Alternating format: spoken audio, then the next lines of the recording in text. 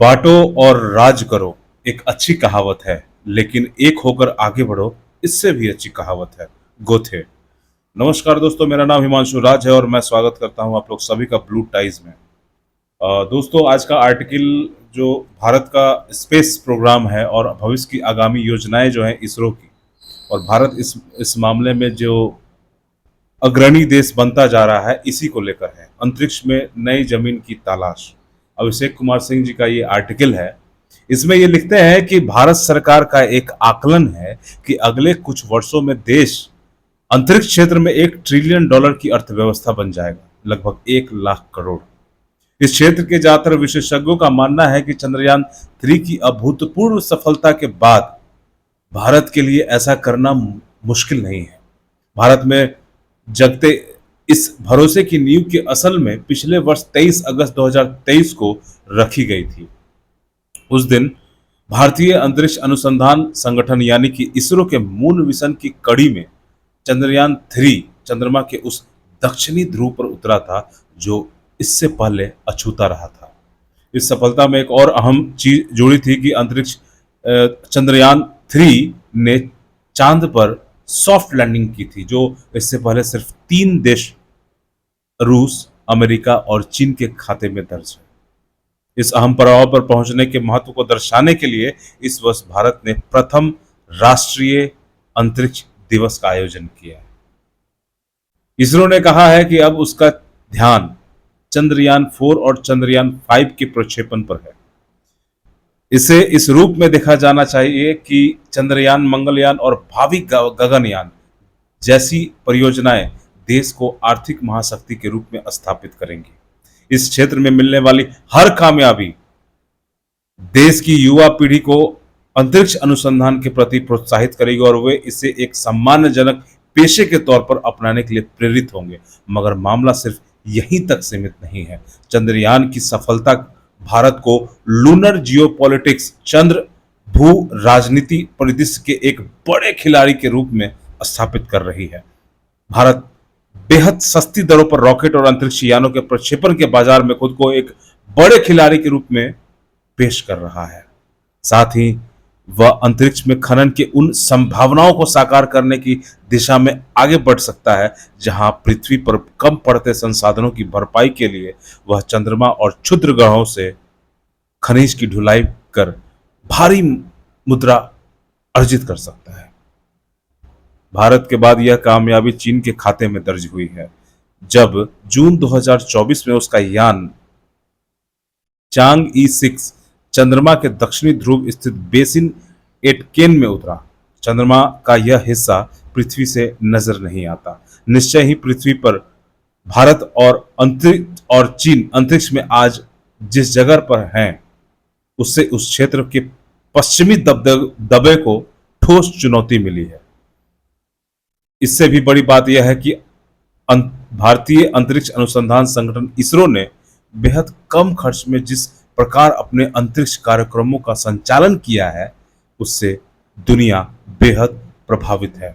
यानी जितने खर्च में पश्चिमी देश कोई फिल्म बनाते रहे हैं, उससे कम खर्च में भारत अंतरिक्ष अनुसंधान के अपने कार्यक्रमों को चला रहा है। भारत के मार्स मिशन, मंगलयान और फिर चंद्रयान 1 और 3 की कामयाबी ने यह रास्ता दुनिया को दिखाया कि इरादे अगर पक्के हों तो आर्थिक मजबूरियां भी आखिर घुटने टेक देती है। आज अगर इसरो सूर्य के अध्ययन, चंद्रमा के खनिजों के दोहन, अंतरिक्ष में इंसानों को पहुंचाने वाले गगनयान जैसे कार्यक्रमों का संचालन का दम भरता है, तो कोई उसकी क्षमताओं पर सवाल नहीं उठाता। मानवता के इतिहास में यह पहली बार है कि भारत और चीन जैसे देश चंद्रमा के जटिल हिस्से में अपनी उपस्थिति दर्ज करा रहे हैं। इसरो की माने तो चांद का दक्षिणी ध्रुव कई मायनों में भावी चंद्र मिशनों के द्वार खोलने वाला साबित होगा। इसकी कई वजहें हैं। पहले तो यह कि हमेशा छाया में रहने वाले इस हिस्से के बेहद ठंडे क्रेटर यानी कि गड्ढों में जमी हुई बर्फ के भंडार हो सकते हैं। इन गड्ढों में बर्फ के भंडार हो सकते हैं जो पानी के बड़े स्रोत होते हैं। यहाँ जीवाश्मों का खजाना मिल सकता है। यहाँ हीलियम 3 जैसे बहुमूल्य खनिज मिलने की भी उम्मीद जताई जा रही है। 1 टन हीलियम की मौजूदा कीमत लगभग $5 अरब हो सकती है और अंदाजा है कि चंद्रमा से 2.5 लाख टन हीलियम 3 पृथ्वी तक ढोकर लाया जा सकता है। यह ऐसा अकूत संपदा होगी जिसकी कीमत कई लाख करोड़ डॉलर मानी जा रही है। इसरो ने दक्षिणी ध्रुव के चट्टानों में लोहे के अलावा मैग्नीशियम, कैल्शियम आदि की मौजूदगी का अंदाजा लगाया है। यह खोजबीन बिना वहां रोवर उतारे मुमकिन नहीं है, जिसके जिसकी शुरुआत पहले चंद्रयान 3 और फिर चीनी यान के रोवरों ने कर दी है। अगर चांद पर यह खनिज मिले और वहां भरपूर पानी मिला, तो न सिर्फ चंद्रमा पर इंसानी बस्तियां बसाने की संभावनाओं को एक ठोस आधार मिल जाएगा, बल्कि इससे चांद ही नहीं बल्कि पृथ्वी के निर्माण के नए रहस्यों का खुलासा हो सकता है। हालांकि ज्यादा बड़ा फायदा यह हो सकता है कि भविष्य में मंगल आदि ग्रहों पर भेजे जाने वाले अंतरिक्ष अभियानों के लिए संसाधन मुहैया कराने और पड़ाव के रूप में चंद्रमा का इस्तेमाल हो सकता है। अमेरिका, रूस, जापान, यूरोपीय संघ की चंद्रमा के प्रति दिलचस्पी बढ़ने की एक बड़ी वजह यह भी है कि आगे चलकर चंद्रमा को दुर्लभ अंतरिक्षीय सूचनाओं के केंद्र के रूप में विकसित किए जाने जाना है। यानी हमें ब्रह्मांड के जन्म से लेकर उसके और आगे बढ़ने से जुड़ी ये सारी सूचनाएं मिल सकेंगी, जो शायद इस पूरी कायनात का रहस्य खोल देगी।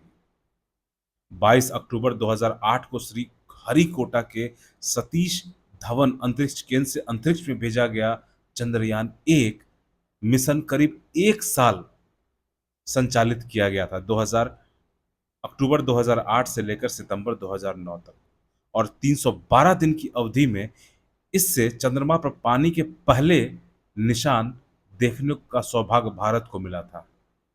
चंद्रमा की सतह से करीब 100 किलोमीटर ऊपर चांद के तकरीबन हर हिस्से के ऊपर से गुजरे चंद्रयान 1 ने पता लगाया था कि चंद्रमा के ध्रुवीय इलाके में पानी की भारी मात्रा बर्फ की शक्ल में मौजूद हो सकती है।